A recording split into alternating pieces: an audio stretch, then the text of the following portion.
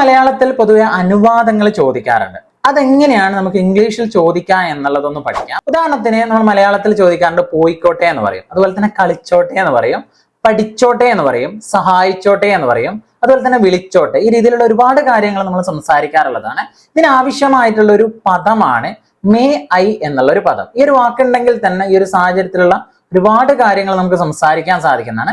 May I go എന്ന് പറയുമ്പോൾ ഞാൻ പോയിക്കോട്ടെ എന്നുള്ള അർത്ഥം ലഭിക്കും. മേ ഐ കോൾ എന്ന് പറയുമ്പോൾ ഞാൻ വിളിച്ചോട്ടെ എന്നുള്ള അർത്ഥം ലഭിക്കും. മേ ഐ യൂസ് എന്ന് പറയുമ്പോൾ ഞാൻ ഉപയോഗിച്ചോട്ടെ എന്നുള്ള അർത്ഥമാണ് ലഭിക്കുക. മേ ഐ പ്ലേ എന്ന് പറയുമ്പോൾ ഞാൻ കളിച്ചോട്ടെ എന്നുള്ള അർത്ഥം ലഭിക്കും. മേ ഐ ഹെൽപ്പ് എന്ന് പറയുമ്പോൾ ഞാൻ സഹായിച്ചോട്ടെ എന്നുള്ള അർത്ഥമാണ് ലഭിക്കുക. മേ ഐന് ശേഷം എന്താണോ പദങ്ങൾ ചേർക്കുന്നത് അതിനനുസരിച്ചിട്ടാണ് ഇതിൻ്റെ ഒരു അർത്ഥം നിറയുന്നത് ലഭിക്കുന്നത്.